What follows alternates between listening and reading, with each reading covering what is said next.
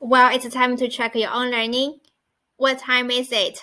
现在几点了？现在几点了？ Look at the first one. 现在几点了？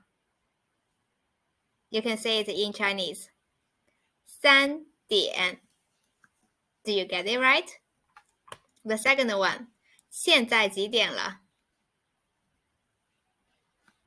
？5点半. Next one. 现在几点了？6点7分。Next one. 现在几点了？12点差5分。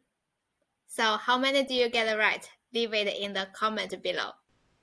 Thank you for being here when you can be anywhere in the world. You should really feel proud of yourself for your commitment in learning and growing. The simple fact that you click this video and stick to the end is a true manifest of your growing mindset. I really hope this video was helpful to you. I'd love to know your feedback. Please drop them in the comment below. I'll get back to you as soon as possible. By the way, I'll upload video resources weekly. Please hit the subscribe button so you won't miss a thing. Thank you so much for tuning in. I'll see you next time.